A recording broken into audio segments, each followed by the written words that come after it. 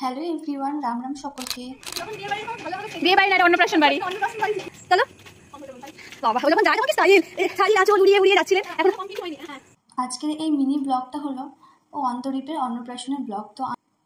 তো আমি শিউরি পৌঁছে গেছিলাম একটু তাড়াতাড়ি। তো মোদি আমি কিছু কেনাকাটা করার ছিল, তারপর আমরা রেডি হব। আগে আমার দরকার এক কাপ চা, চা ছাড়া কোনো কাজই করা সম্ভব নয়। তাই মোদি আমাকে চা খেয়ে নিলাম, তারপর আমরা রেডি হলাম। তো বুঝতেই পারছো আমাদের সময় ছিল 8টা, আমরা যাচ্ছি 8:30। মেয়েদের একটু এক ঘন্টা লেট হয়, সবাই জানো। তো আমি আর মোদি রেডি হয়ে যাচ্ছি। আর এই যে আমাদের শিউরির রাম মন্দির অর্থাৎ হনুমানজির মন্দির। তো এই রাম মন্দিরটা আমার খুব প্রিয় আর সত্যি ভীষণই সুন্দর। দেখলাম আরতি হচ্ছিল সন্ধ্যেবেলায়, বেশ ভালোই হলো। আরতি দর্শন করে আমরা যাচ্ছি, আর ভীষণ বৃষ্টি হচ্ছিল সেদিন, কন্টিনিউ বৃষ্টি। রাস্তার অবস্থা দেখো। তারপর শাড়ি পরেছি। আমার তো শাড়ি পরার একটু অভ্যেস আছে, কিন্তু মৌদির তো শাড়ি পরার অভ্যেস নেই। আমি ওকে জোর করলাম শাড়ি পরতে, ও শাড়ি পরছিল না। তো আমরা পৌঁছে গেছিলাম ত্রিনয়নী অন্তরীপের অন্নপ্রাশন। আমাদের সকালে যাওয়ার কথা, আবার সকালে হয়ে ওঠেনি, তাই সন্ধেবেলায় অ্যাটেন্ড করতে হলো, বৃষ্টির জন্য আসতে পারিনি।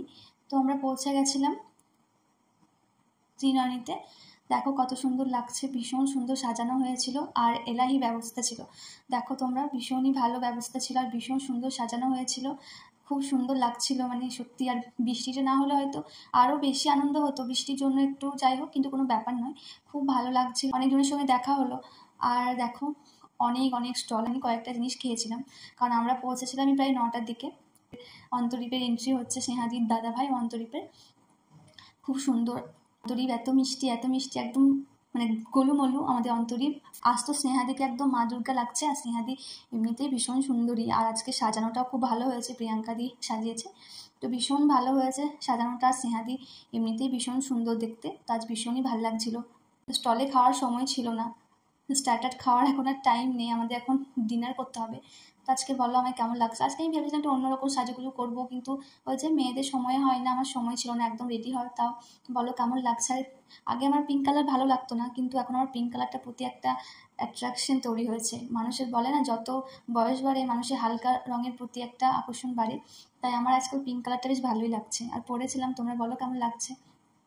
এরপর চলে গেলাম মেন কোর্সে, কারণ খেতে হবে, তো অনেক লেট হয়ে গেছে, ফিরতে হবে। তো আমরা হাজির হয়েছি মেন কোর্সে।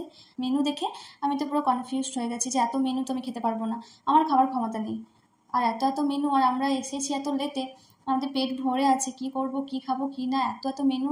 অর্ধেক মনে হয় আমরা নিইনি, আর নিয়েছি একটু করে। একজন নিয়েছি, সেটা 3জন মিলে ভাগ করেছে। এদিকে অনুপম দাও ভাবছে যে কি খাওয়া যেতে পারে, কি খাবো, কোনটা খাবো, এরকম ব্যাপার। সব কিছু এক এক করে পড়ছিল, আর আমার তো ফেভারিট ছিল মাটন বিরিয়ানি। তো সত্যি কথা বলতে এত কিছুর পরে মাটন বিরিয়ানি খাওয়া আমার পক্ষে সম্ভব নয়, তাও সামান্য নিয়েছি।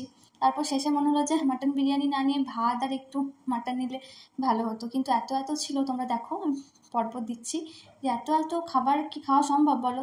তারপর ভাবছিলাম যে প্যাকিং করে নিলে হয় না, ঘরে গিয়ে সারা রাত খাবো, এরকম একটা ব্যাপার না। সত্যি সব ডিশগুলো আমার ফেভারিট, মানে সমস্ত ডিশ এখানে আমার ফেভারিট, আর ভীষণ ভালো লাগে। কিন্তু একসঙ্গে খাওয়ার আমার সত্যি ক্ষমতা নেই। আমি খেতে ভালোবাসি, কিন্তু একসঙ্গে আমি এত খাবার খাওয়ার আমার সত্যি এখানে যা খাবার ছিল আমার 7 দিনের খাবার এটা। তো এত খাবার পর সেটাকে হজম করতে হবে, তাই আমরা চলে গেলাম ককটেলের উদ্দেশ্যে। কমতে কি যেন বলছিল, আমি নাকি ফোনের স্টোরেজটা ফুল করেছি, সেটা শুনতে আমার ভিডিও করা হলো না। তো এবার 10:30 বেজে গেছিলো, এবার ফিরতে হবে। দেখো কত বৃষ্টি হয়েছে, এর কি অবস্থিত, শাড়ি পরে থাকতেই পারে না, আমার জন্য কি শাড়ি পরতে হয়। বাবা, ও যখন যায় তখন কি স্টাইল শাড়ির আঁচল উড়িয়ে উড়িয়ে যাচ্ছিলেন। বাবারে আর পাচ্ছি না। তাদের মাসি তখন ছিল, আমি তাদের মাসি। বিয়ে বাড়ি না অন্নপ্রাশন বাড়ি, হয়ে যায় এরকম। ঠিক আছে, আর ভালো লাগছে না, টাটা বাই বাই।